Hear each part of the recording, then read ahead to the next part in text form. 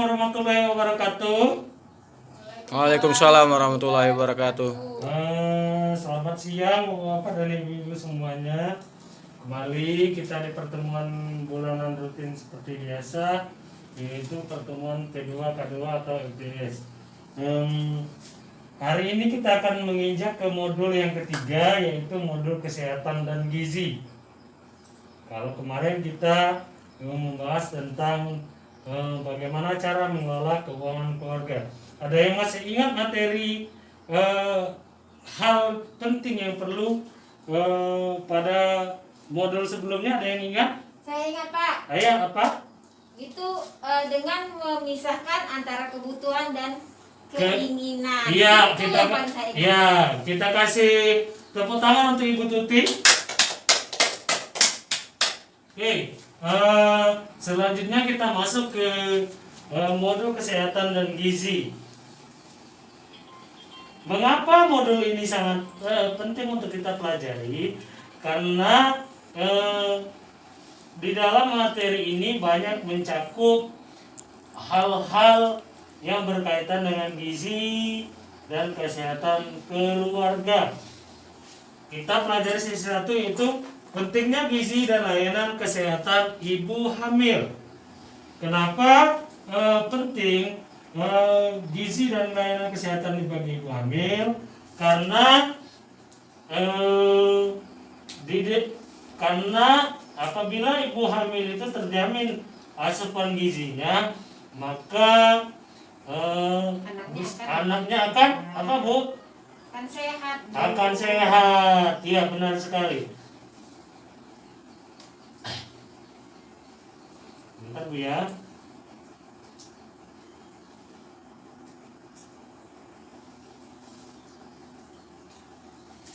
Berikut saya jelaskan pentingnya gizi dan layanan kesehatan bagi ibu hamil. Memperhatikan asupan makanan bagi ibu hamil dan melakukan pemeriksaan kesehatan selama kehamilan merupakan upaya menjaga kesehatan ibu dan anak sehingga anak tumbuh tinggi, sehat, dan cerdas. Seperti yang tadi seperti ibu bilang, kalau memperhatikan asupan makanan bergizi itu sangat penting agar anak yang dilahirkan nanti bisa tumbuh tinggi, sehat, dan cerdas.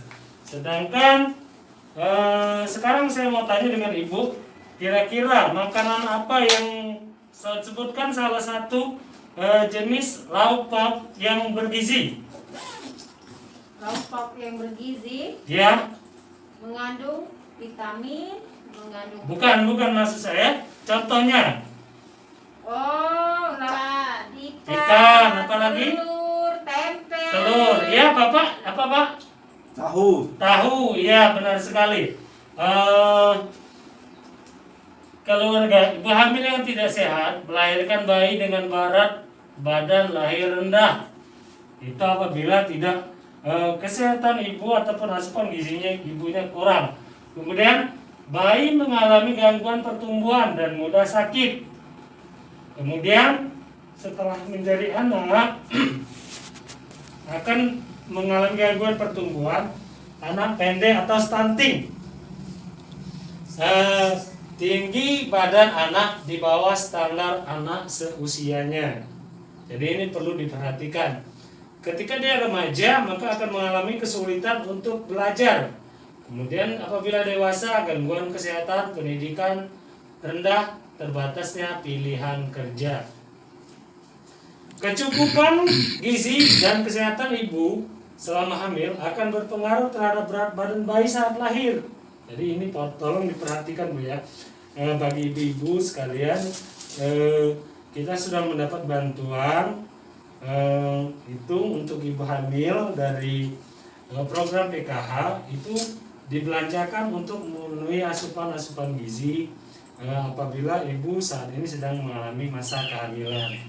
Selanjutnya, pentingnya 1000 hari pertama kehidupan. Ada yang tahu itu apa 1000 hari pertama kehidupan, Bu? 1000 hari pertama kehidupan itu, Pak ya, kalau nggak salah itu dihitung mulai dari ibu hamil sampai usia anaknya 2 tahun. Oh ya, pintar sekali Bu ya. Kita kasih tepuk tangan untuk Ibu Dewi. Pentingnya 1000 hari pertama kehidupan itu dimulai dari masa kehamilan sampai anak berusia 2 tahun. Adalah masa dalam kandungan hingga anak usia 2 tahun. Masa ini adalah masa paling penting bagi kehidupan anak karena akan mempengaruhi masa depannya di kemudian hari. Nah, di sini ada yang namanya isi piringku. Nah, ini tolong diperhatikan bagi ibu-ibu hamil. Apa saja sih yang harus ada, minimal ada dalam satu piring di saat ibu hamil mau makan ya. Yang pertama, lauk pauk yang mengandung protein. Contohnya apa itu Pak? Contohnya tadi yang seperti yang disebutkan, ikan, tahu, tempe dan sebagainya. Kalau untuk daging saya rasa tidak mungkin untuk setiap hari dikonsumsi.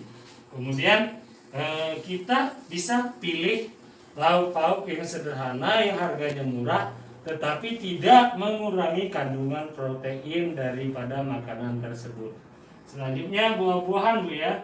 Ini buah-buahan yang mengandung vitamin, baik itu jeruk, apel dan sebagainya.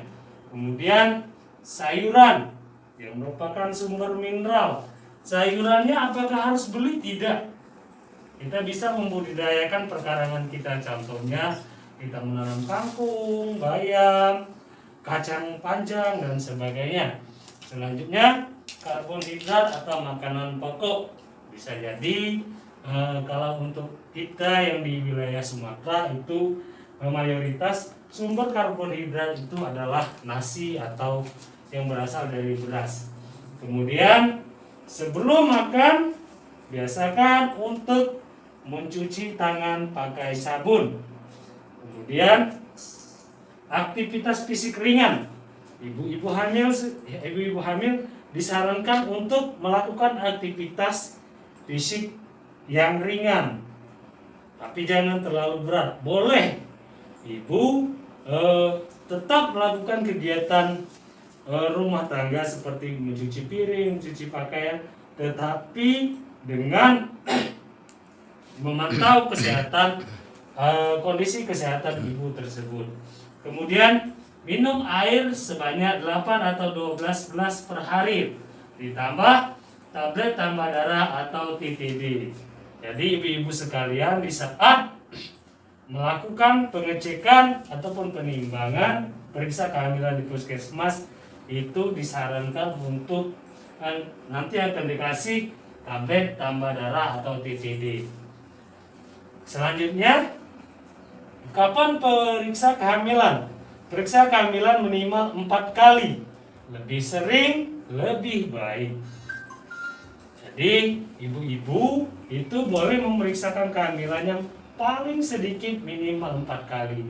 Itulah kenapa di program PKH kita ada yang namanya verifikasi kesehatan. Jadi ibu-ibu yang sedang mengalami masa kehamilan maka diwajibkan untuk memeriksakan kesehatannya secara rutin ke puskesmas, yaitu 1 bulan sekali, dengan dipantau oleh kami sebagai pihak pendamping dari program Keluarga Harapan.